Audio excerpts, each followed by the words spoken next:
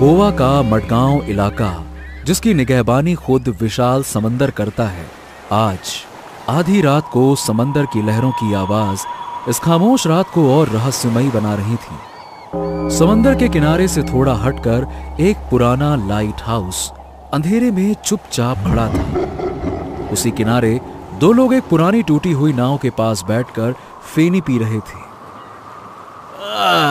वाह भाई, आज तो मजा आ गया। रात में अपना ये शांत समंदर कितना अच्छा लगता है। नहीं? हाँ भाई, ये तो है। दुनिया में इससे अच्छा नजारा कुछ हो ही नहीं सकता। हाँ, लेकिन एक बात बोलूं, वो सामने उस लाइट हाउस को जब जब देखता हूं ना, पता नहीं क्यों वहां जाने का मन करता है। अबे छोड़ ना, क्यों उस मनहूस लाइट हाउस का नाम ले रहा है? अरे यहाँ अपन इतने अच्छे से एंजॉय कर रहे हैं और तू उस लाइट, अबे छोड़ उसको, चल इधर ध्यान दे। उठा उठा उठा उठा। Cheers cheers. दोनों रात में फेनी का मजा ले रहे थे और अब तक सब कुछ ठीक ही चल रहा था कि अचानक से हवा की रफ्तार तेज होने लगी और लहरें जोरों से उछाल मारने लगीं और कुछ ही सेकंड्स में हवा आंधी में बदल गई। अरे भाई, ये क्या हो गया?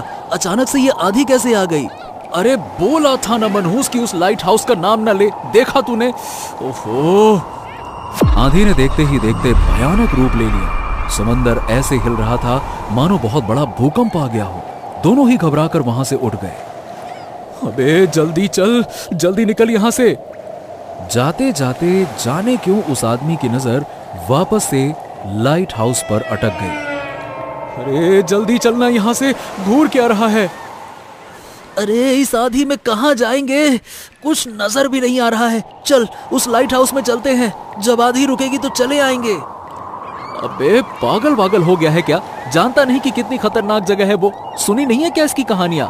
अरे छोड़ ना, गांव वाले कुछ ना कुछ कहानियां बना ही देते हैं। मैं नहीं मानता उन कहानियों को, मैंने अपनी आंखों से थोड़ी ना देखा है। अरे भाई, तेरे को जाना है तू जा, मैं तो यहाँ से निकल रहा हूँ। हाँ हाँ ठीक है, जा। तेरी भी सोच ना गांव वालों की तरह गवार ही रह जाएगी। गवार कहीं का। मैं तो जा रहा हूँ लाइट हाउस में, और मैं तुझे कल मिलूंगा और बताऊंगा कि अंदर कुछ भी नहीं है, देखना। ये कहते हुए वो लाइट हाउस के अंदर चला गया। दूसरी ओर उसका दोस्त वहां से जाने के बजाय वहीं एक बड़े से पत्थर के पीछे छिप गया। जाने क्यों उसे ऐसा लग रहा था कि कुछ बड़ी अनहोनी होने वाली है। वो टकटकी लगाकर लाइट हाउस को देखता रहा। अचानक से लाइट हाउस के सबसे ऊपर वाले कमरे में रोशनी जल उठी और ठीक उसी वक्त रहस्यमय तरीके से आंधी अपने आप रुक गई। समंदर की लहरें फिर से शांत हो गईं और चारों तरफ वापस से खामोशी छा गई। और तभी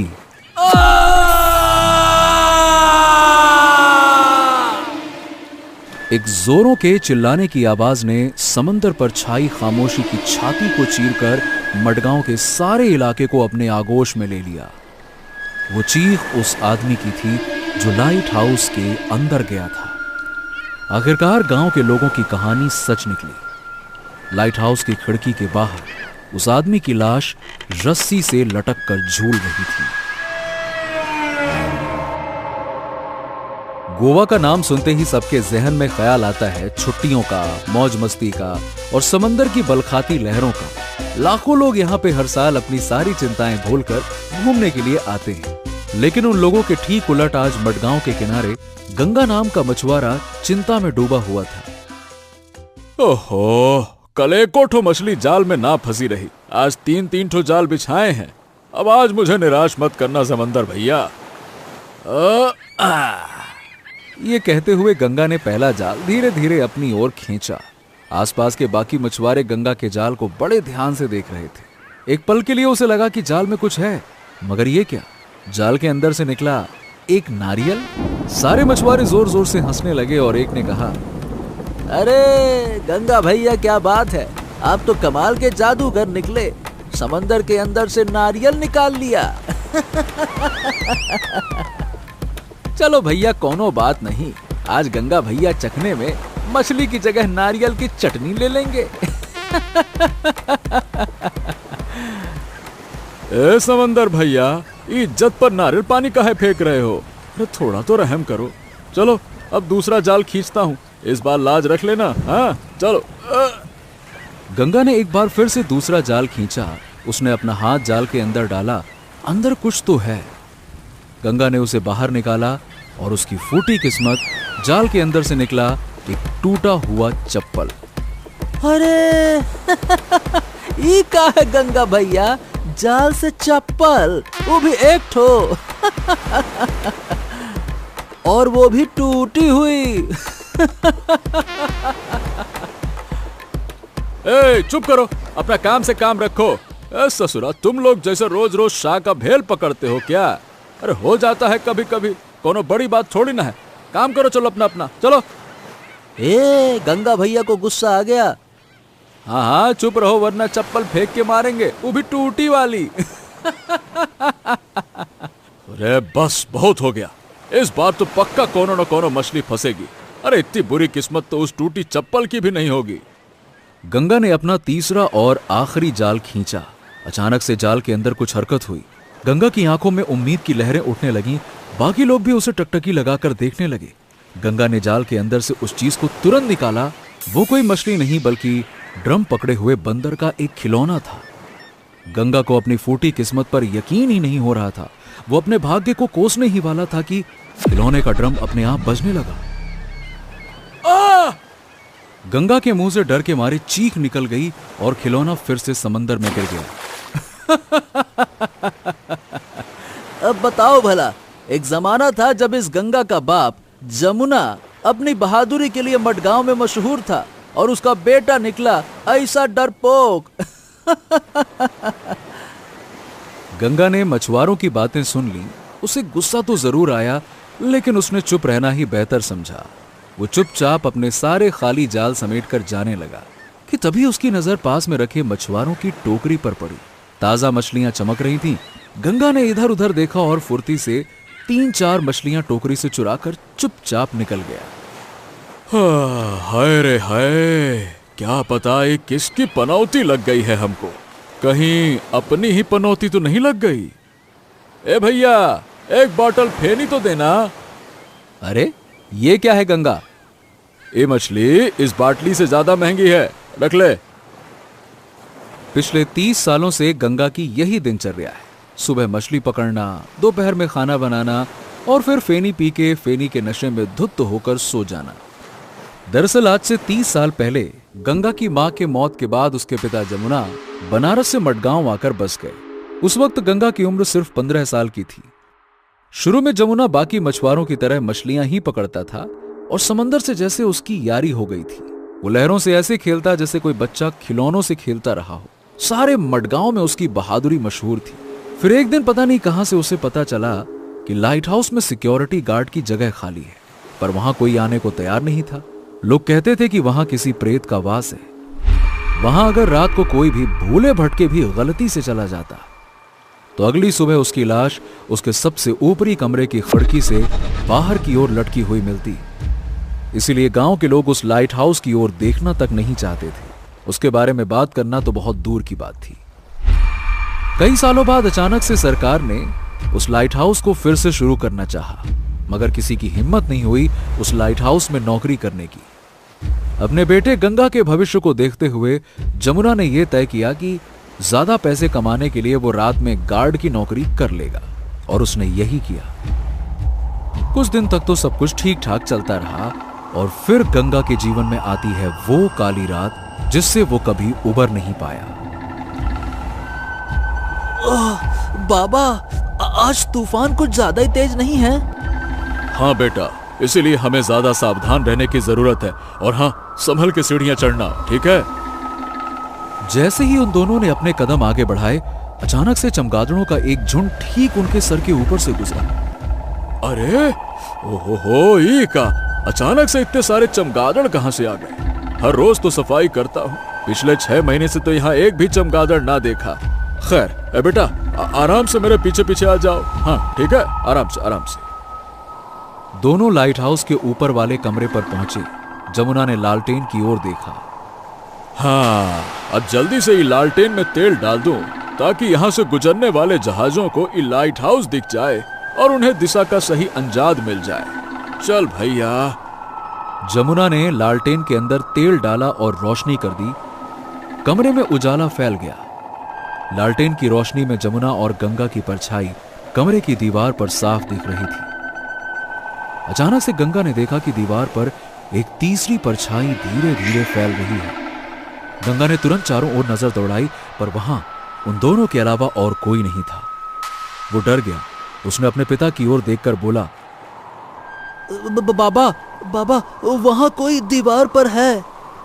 जमुना ने दीवार की ओर देखा, लेकिन उसे कुछ भी नजर नहीं आया। अरे कहां बेटवा है? वहां तो कुछ ना है। लेकिन गंगा को वो दीवार की तीसरी परछाई साफ साफ नजर आ रही थी। अरे बाबा, आपके ठीक सामने ही तो है। बाबा, हम लोगों के अलावा यहाँ कोई और भी है जिसकी परछाई वो दीवार पर पड़ रही है। अरे बेटा, ये क्या बोल रहे हो? यहाँ हम लोगों के अलावा और कौनो नहीं है। बाहर तेज तूफान है ना, तुम्हें शायद किसी हिलती हुई चीज की परछाई दिख गई होगी। हाँ, चिंता ना करो, हम है ना। बाबा, मुझे बहुत डर लग रहा है। जमुना ने गंगा के मासूम चेहरे की ओर देखा और मुस्कुराते हुए गंगा से कहा, ए बेटवा, जिंदगी में जब जब तुमका डर लागे ना, तो याद रखना तुम्हारा नाम है गंगा। बनारस में बहती गंगा को याद करना। अरे इतनी विशाल गंगा भला कैसे किसी से डर सकती है? अरे गंगा हो तुम, गंगा। पर गंगा को अभी भी वो परछाई साफ साफ दिख रही थी। अचानक से उस परछाई के हाथ लंबे होने लगे। गंगा एकदम से चौंक गया और वो दौड़ के जमुना से जाके लिपट गया। अरे अरे अरे, बस बस बस बस। अरे क्या हो गया है बेटवा तुम्हें? हुआ कुछ ना है। जाओ उस कुर्सी पर आराम से जाके बैठो। अरे बैठो तो, जाओ जाओ जाओ। उस परछाई के लंबे होते हाथ कमरे में रखे एक रस्सी के गुच्छे पर गए। परछाई ने उस रस्सी को उठाया और कमरे में लगे एक पुराने खंभे से बांध दिया, और फिर परछाई ने रस्सी का दूसरा सिरा झट से जमुना के गले में फेंक दिया। इससे पहले कि जमुना संभल पाता, रस्सी उसके गले में खुद ब खुद बंध गई और धीरे धीरे कसने लगी। जमुना के मुंह से जोर की चीख निकल गई। परछाई के हाथों ने जमुना को जोर से धक्का देकर जमीन पर गिरा दिया और खिड़की की ओर घसीट कर ले जाने लगा। डर के मारे गंगा की हालत खराब थी। वो चिल्लाना तो चाह रहा था, लेकिन उसके हलक से एक शब्द नहीं निकल पा रहा था। वो वहीं खड़े खड़े थर थर कांप रहा था। दूसरी तरफ रस्सी के कसाव की वजह से जमुना की आंखें ऐसी हो गईं मानो वो चेहरे से बाहर आ गई। परछाई ने एक बार फिर से जमुना पर वार किया और उसे खिड़की के बाहर फेंक दिया। उस भयानक तूफान में चीखती लहरों के बीच गंगा के पिता की लाश लाइट हाउस के खिड़की के बाहर रस्सी पर लटक रही थी। ये सब कुछ गंगा नहीं सह पाया और वो वहीं पे बेहोश हो गया। हालांकि आज इस हादसे को 30 साल बीत चुके हैं, लेकिन गंगा के मन से आज भी वो डर नहीं गया। गांव में भोर की किरण फूट चुकी थी। गंगा हर रोज की तरह उम्मीद का सूरज अपने कंधों पर लाद कर समंदर की ओर निकल पड़ा। अब कुछ ठीक चल रहा था कि तभी एक लड़का दौड़ते दौड़ते वहां पहुंचा और जोर जोर से हाँफ रहा था। गंगा और बाकी के मछुआरे उसकी तरफ हैरानी से देखने लगे। वहां वहां आई जी, वो वहां। हाँ। अरे क्या हो गया? इतना हाफ क्यों रहा है? थोड़ा दम तो ले ले। गंगा उस लड़के के पास पानी की बोतल लेके आता है। अरे आराम से भाई, आराम से, ये ले पानी पी और बता क्या बोल रहा है। Light house. हाँ, लाइट हाउस है और वही है जहां कल था। ये लो पानी पियो। और तुम तो ऐसे हाँफ रहे हो जैसे कोई लाश देख लिए हो। हाँ, वही लाश ही है वहां पे। लाश सुनते ही गंगा के हाथों से पानी का बोतल छूट जाता है। क्या कहा? लाश? कहाँ है लाश? बाकी मछुआरों ने उस लड़के को घेर लिया। लाइट हाउस की खिड़की से किसी की लाश लटक रही है। क्या? लाश? फिर से? ये सुनते ही गंगा की आंखों के सामने उसके पिता की झूलती हुई लाश कौंध गई। गंगा से अपना बीता हुआ भयानक अतीत बर्दाश्त नहीं हुआ और वो चुपचाप वहां से जाने लगा। अरे गंगा, कहाँ चल दिए भैया? Light house. गंगा ने कोई जवाब नहीं दिया। अरे भाई, लाइट हाउस जाने की कोई जरूरत नहीं है। अरे वापस आओ, वापस आओ, वहाँ किसी की लाश बाश नहीं है। हम तो यूं ही मजाक कर रहे थे भाई। अरे अरे भाई, डरपोक वहां क्या जाएगा? याद नहीं, इसके बाप जमुना की लाश भी ऐसे ही मिली थी। है बहुत भयानक प्रेत का निवास है वो लाइट हाउस में। और ससुरा तो गली के कुत्ते से भी डरता है, तो वो प्रेत वाली जगह पे क्या खाक जाएगा? जाते जाते गंगा ने उस मछुआरे की कड़वी बातें सुन ली, मगर फिर भी वो बिना कुछ बोले चुपचाप वहां से चला गया। गंगा आज बहुत उदास था। रह रहकर उसे अपने पिता जमुना की याद आ रही थी। अरे ये डरपोक वहां कहाँ जाएगा? याद नहीं, जमुना की लाश भी ऐसे ही मिली थी। बहुत भयानक प्रेत का निवास है वो लाइट हाउस में। और ये तो ससुरा गली के कुत्ते से भी डरता है, तो उस प्रेत वाली जगह पे क्या खाक जाएगा? डरपोक, सब हमका पीठ पीछे डरपोक कहते हैं। हाँ, का गलत कहते हैं। हमारे ही सामने वो मनहूस परछाई ने हमारे बाबा को मार डाला और हम कुछ ना कर सके। गंगा ने करवट बदली तो उसकी नजर दीवार पर टंगी उसके बाबा की तस्वीर पर गई। वो उसे बड़े ध्यान से देखने लगा, मानो उसके बाबा जमुना की आंखें गंगा से कह रही हों, बेटा तुम क्या कर सकते थे? तुम उस वक्त बहुत छोटे थे। हाँ, तब तो हम छोटे ही रहे, पर अब तो हम बड़े हो गए हैं ना। फिर बड़े होकर भी हम इतना काहे डरते हैं? ये सोचते सोचते गंगा उठकर घर के बाहर आ गया। रात का सन्नाटा था और आसमान में तारे टिमटिमा रहे थे।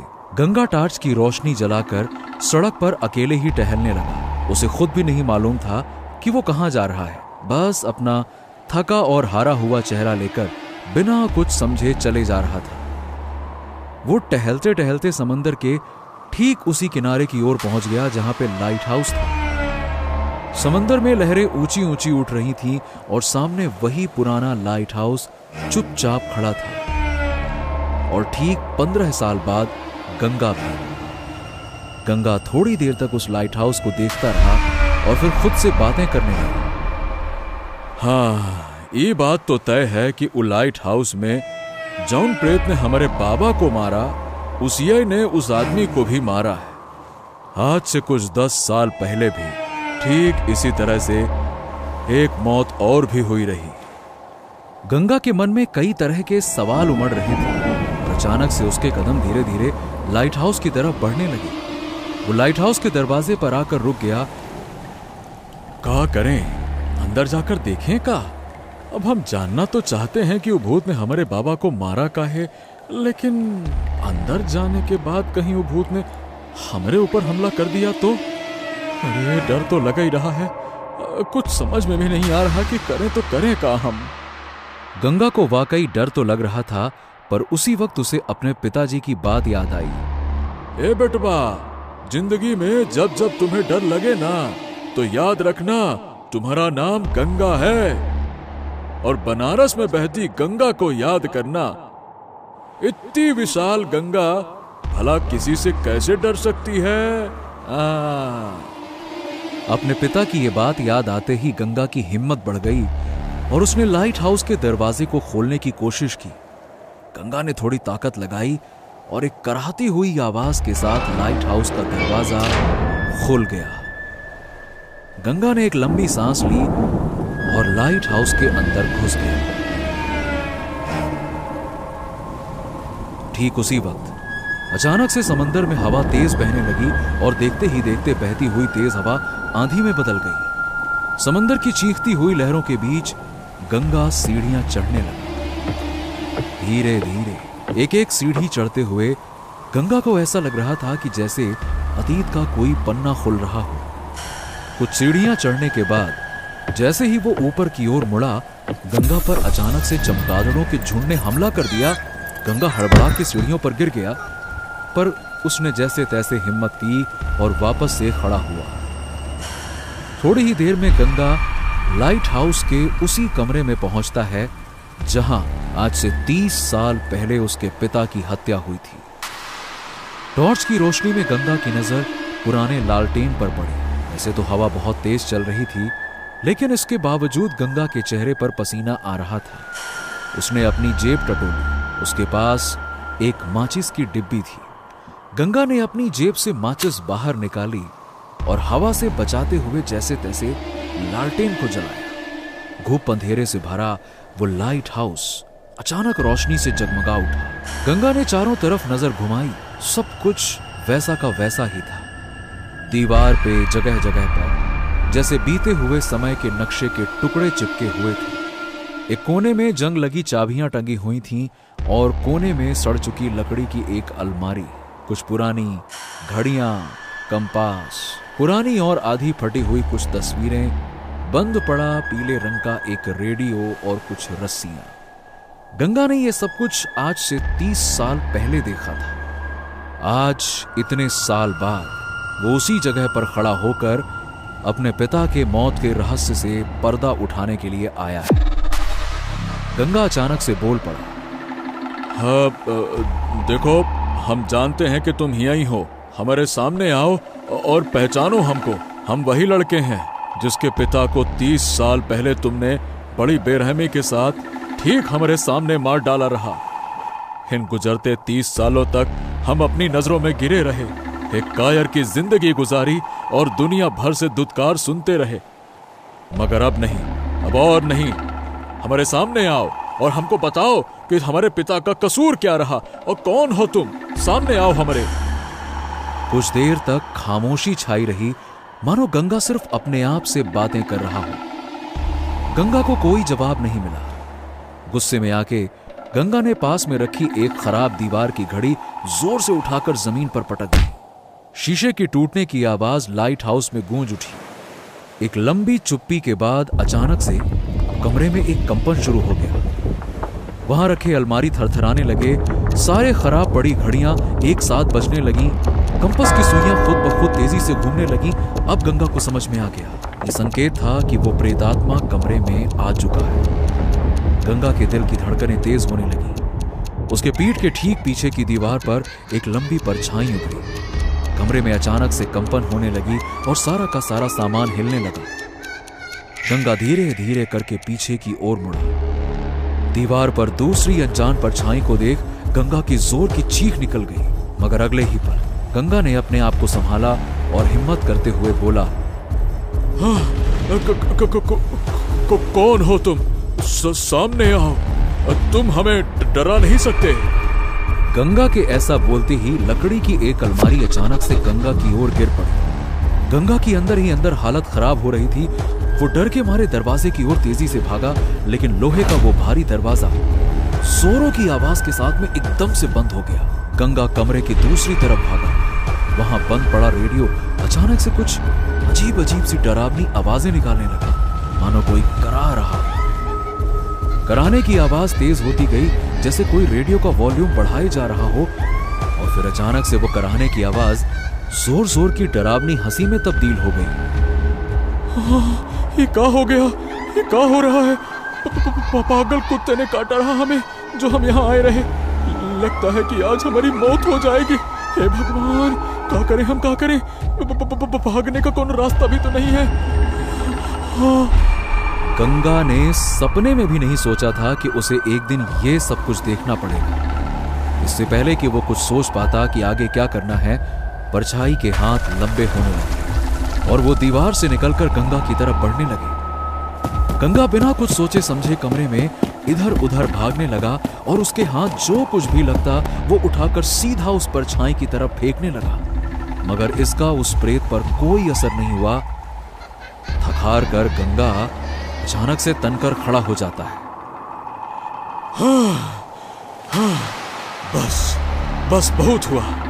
अरे जो तुम्हें करना है सो करो। ये देखो, हम तुम्हारे सामने खड़े हैं सीना तान के। आज अगर हमारी मौत भी होगी ना, तो कोनो कायर की तरह तो ना होगी। हम खड़े हैं तुम्हारे सामने, लो करो। गंगा के अंदर से अचानक से डर गायब हो गया और परछाई के बढ़ते हुए हाथ भी रुक गए और सब कुछ एक पल के लिए शांत हो गया। ऐसा लगा कि प्रेत भी अब शांत हो गया है। गंगा के जान में जान आई और उसे लगा कि हां, अब सब कुछ ठीक हो जाएगा। लेकिन वो गलत था। उस प्रेत ने अपना वही पुराना आखिरी वार किया जिससे कि वो सबकी हत्या करता था। कमरे के कोने में रखी रस्सी उछलकर गंगा के गर्दन की ओर मुड़ी और एक झटके में उसकी गर्दन को जकड़ लिया। गंगा के हलक से एक जोरों की चीख निकल गई और वो रस्सी उसे धीरे धीरे फर्श पर घसीटने लगी। गंगा के मन में कई सारी बातें उठने लगी। उसे लगा कि अब उसका अंत समय तो आ ही गया है। उसने अपने पैंट की जेब में अपना हाथ डाला और जेब के अंदर फैनी से भरी हुई एक बोतल पड़ी थी। गंगा ने तुरंत वो बोतल बाहर निकाल ली। लगता है आज हमारी मौत तय है। जाते जाते अपनी जिंदगी की आखिरी बोतल तो पी लेता हूँ, शायद मरने का दर्द ही कम हो जाए।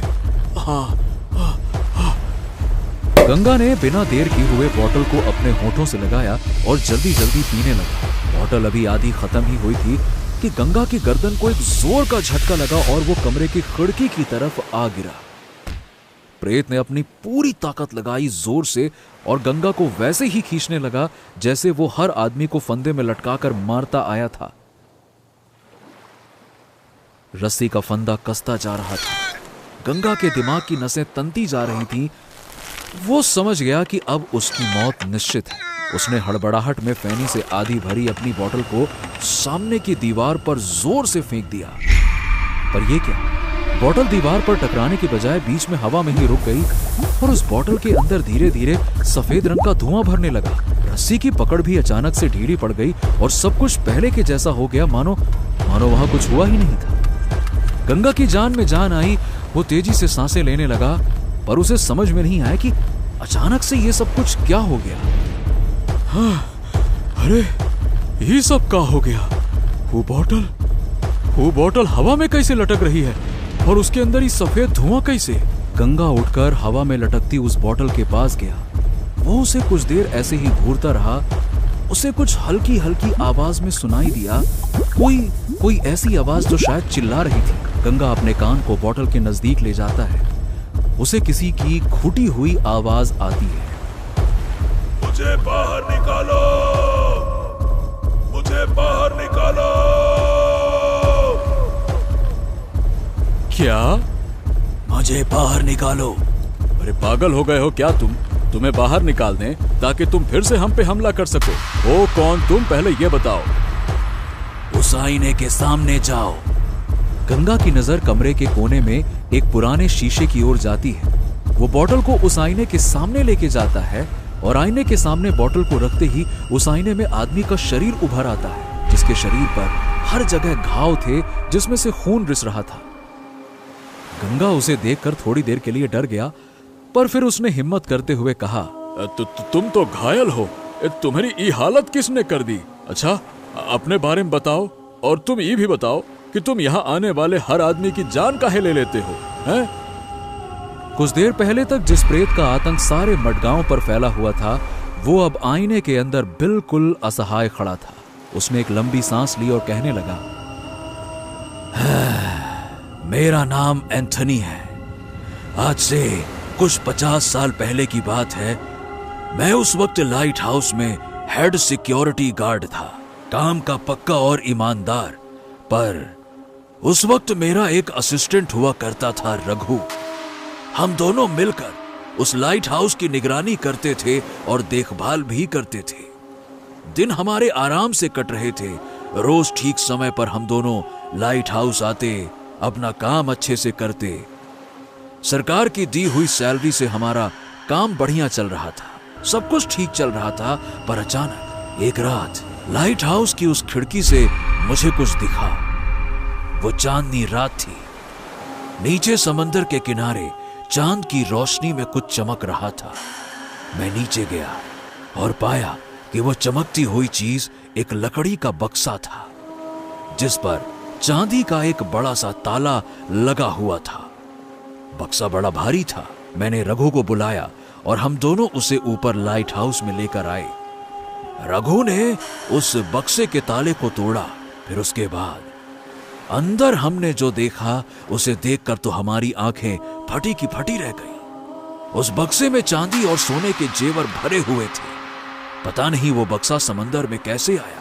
मैंने रघु से कहा कि कल सुबह हम इस बक्से को पुलिस के हवाले कर देंगे। पहले तो रघु मान गया, पर फिर थोड़ी देर बाद उसके दिल में लालच ने दस्तक दे दी। उसने मुझसे कहा कि इस खजाने को आधा आधा बांट लेते हैं और हमेशा हमेशा के लिए मडगांव छोड़कर किसी दूसरे शहर में बस जाते हैं, वहां जिंदगी ऐशो आराम से गुजरेगी। मुझे ये मंजूर नहीं था। इसी बात को लेकर हमारे बीच में झगड़ा हुआ। रघु समझ गया कि मेरे रहते ये खजाना किसी का नहीं हो सकता।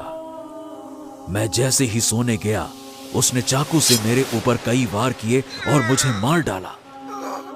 लाइट हाउस का फर्श मेरे खून से लाल हो गया। मेरी लाश वहां, वो देखो वहां पड़ी हुई थी जहां तुम अभी खड़े हो। मुझे मारने के बाद रघु ने मेरी लाश को रस्सी से बांधकर खिड़की से बाहर समंदर में फेंक दिया और खजाना लेकर इस शहर से भाग गया। इसका मतलब तुम्हारे साथ बड़ी नाइंसाफी हुई। लेकिन ये बताओ, तुम्हें हमारे पिताजी को तो नहीं मारना चाहिए था ना? वो भी तो तुम्हारी तरह बड़े ईमानदार थे। मुझे माफ करना, लेकिन मैं क्या करता। मुझे यहां आने वाले हर आदमी में रघु दिखता था, इसीलिए मैं अपने आप को कभी रोक नहीं पाया। अच्छा, वो तो ठीक है, लेकिन ये बताओ कि तुम इस बोतल में कैसे कैद हो गए? सच कहूं तो इस बात का जवाब मेरे पास भी नहीं है। बेहतर होगा कि यह सवाल तुम खुद से पूछो। मैंने एक बात जरूर महसूस की है, वो ये कि तुम्हारे भीतर एक अदृश्य शक्ति छुपी है। तुम किसी भी आत्मा को अपने बोतल में कैद कर सकते हो, पर यह शक्ति तुम्हें कैसे और कहां से मिली, ये मैं नहीं जानता। गंगा ये सुनकर मन ही मन बड़ा प्रसन्न होता है कि जिसे सब लोग डरपोक कहते हैं, वो दरअसल किसी बड़ी शक्ति का मालिक है। वो प्रेत गंगा से कुछ मांगने लगता है। वो सब तो ठीक है, पर अब हम तुम्हारा करें क्या? मुझे यहां इस लाइट हाउस में मत छोड़ो। मेरी आत्मा को यहां कभी चैन नहीं मिलेगा। अगर मुझे छोड़ दिया तो शायद मैं फिर से किसी पे हमला करूं। एक काम करो, तुम मेरी आत्मा को इस बोतल में बंद करके किसी सुरक्षित स्थान पर रख दो। इसी में सभी की भलाई है। गंगा थोड़ी देर तक उस प्रेत को देखता रहा, फिर उस प्रेत की इच्छा का सम्मान करते हुए बोतल पर ढक्कन लगा दिया। वो लाइट हाउस से बाहर आकर अपने घर की ओर जाने लगा। गंगा ने उस बोतल को लकड़ी के एक पुराने बक्से में रख दिया और बक्से पे ताला लगा दिया। गंगा ने अपने पिता जमुना की तस्वीर की ओर देखा और मुस्कुराया। आज सालों बाद गंगा के चेहरे पर एक राहत भरी मुस्कान छाई थी। उसे खुशी थी कि उस लाइट हाउस में अब किसी और की मौत नहीं होगी। कैसी लगी आपको ये खौफनाक और रोमांचक कहानी? नीचे कमेंट करके जरूर बताइए। और अगर आपको ये कहानी पसंद आई तो लाइक, शेयर और भूतनाशक पार्टी को सब्सक्राइब करना ना भूलें। हर शुक्रवार हम लाएंगे एक नई हॉरर स्टोरी, तो तुरंत बेल आइकन को दबा दें ताकि ऐसी ही हैरत अंगेज कहानी आपसे कभी छूट ना जाए। क्योंकि डरोगे तभी तो आगे बढ़ोगे।